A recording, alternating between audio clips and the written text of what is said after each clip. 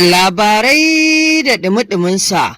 Ƙasar Jamhuriyar Musulunci ta Iran ta fitar da wasu sababbin makamanta da kuma rumbun ajiyar makamai sabo wanda yake ƙunshe da wasu makamai wanda ma bata taɓa amfani da su ba, a yayin da a gefe guda ƙasar Amurka ke takakkiyar neman a koma cikin wannan yaƙi.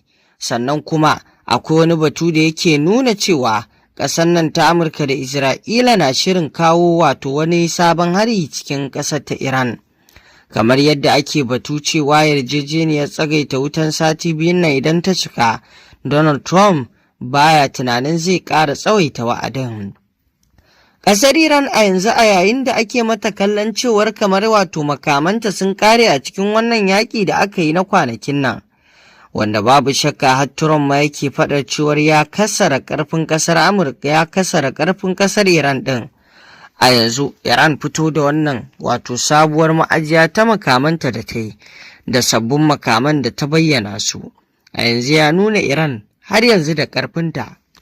Duk masu tunanin cewa ƙasar Jamhuriyar Musulunci ta Iran fa ba ta da ƙarfi, makamanta sun ƙare, to fa bayan ganin wannan ma'ajiya ta makamai, tabbas an fuskanci cewa ƙasar nan ta Jamhuriyar Musulunci ta Iran makamanta dai da yawa suna nan, kuma ma'ajiyar makamanta ba kowa ne ya san da su ba. Kamar yadda muka sani tana ajiye ma'ajiyar makamanta ne a ƙarƙashin ƙasa, wanda duk irin binciken mai bincike ba zai taɓa gano inda suke ba, kuma suna da tazara ga ƙasa, kowane hari ba lallai ya iya shafar su ba. A yanzu bari mu sanya muku bidiyon Aliswaga ku ji yadda ya kawo batu kan wannan al'amari, kan wannan ma'ajiya ta makamai da ƙasar ta Jamhuriyar Musulunci ta yi ta, wadda ta bayyana ta a yanzu. Wato jama'a me yi baya faɗa fa.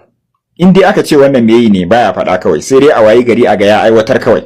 Wai kuna labarin cewa Jamhuriyar Musulunci ta fitar da sanarwar cewa ta fitar da wani rumbun makamai, wanda wannan makaman ta ce daga fara tsagaita wutan nan da aka yi, daga fara wannan tsagaita wutan da aka yi na 'yan kwana 3 zuwa 4 nan, ta kera makaman da ya linka wanda ta lalata a yakin da ta yi na kwana 40.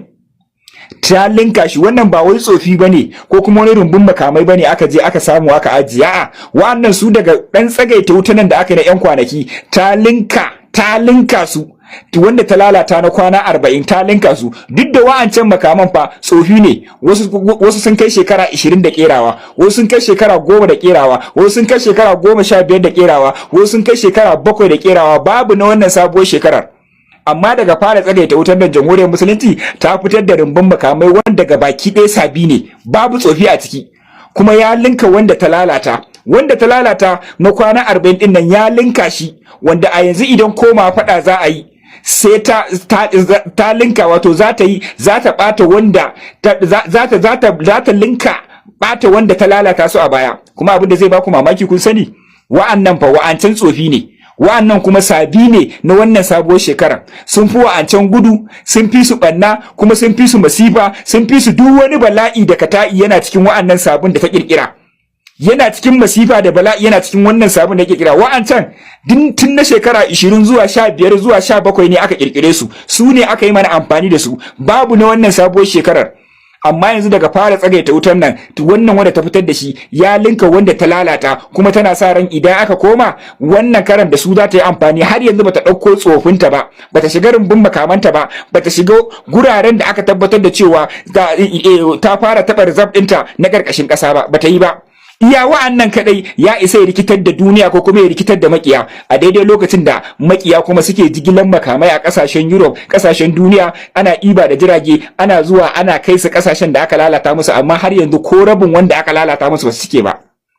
Rabin wanda aka lalata musu ba su suke ba, rabin shi a kasashe 100 har yanzu jigilan makamai suke yi, suna kawowa kasashen da aka yi amfani da su, suna kawowa kasashen kasar mamaya, suna kawowa kasashen munafikan musulmai, duk da suna yin abin a sace, a zamba cikin aminci, a tsagaita wutan, amma har yanzu rabin wanda aka lalata musu ba su jigilan shi sun kawo su ba. Ita kuma a 'yan kwanaki 3, 'yan kwanakin da su wuce 4 ba, gashi nan ta linka makaman da ta bata, kuma bayan ta linka makaman da ta bata, sannan kuma na zamani na wannan shekarar, na wannan sabuwar shekarar, wanda duk wani masifa da bala'i da banna da raraka da mamaya yana cikin sabbin wannan makamin.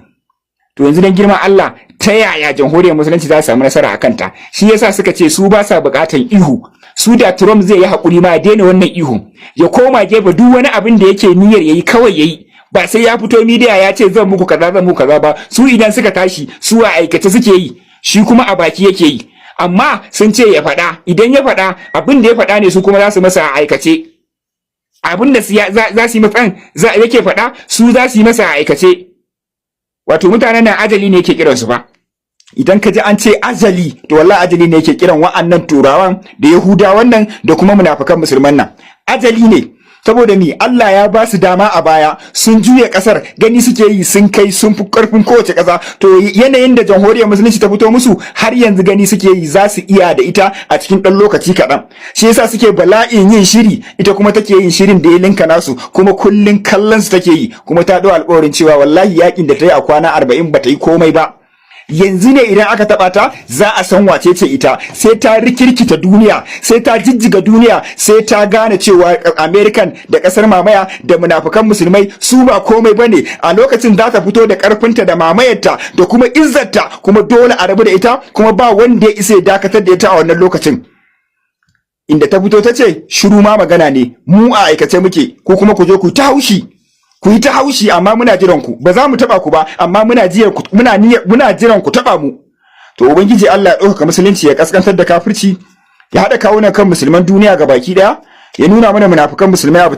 To masu saurare, kamar yadda kuka saurara, wannan rahoto kenan cikin abubuwan da ke faruwa a wato gabas ta tsakiya, kamar yadda yakin nan yake nema ya ƙara rincaɓewa tsakanin ƙasar jamhuriyar musulunci ta Iran da ƙasar Amurka da Isra'ila. Kamar yadda kuka sani dai, an yi tsagaita wuta na tsawon sati biyu, haka zalika kuma ana kan batu na yarjejeniyar sulhun zaman lafiya, wanda har yanzu an gagara cimma abin da ake so a cimma domin dakatar da yakin baki daya.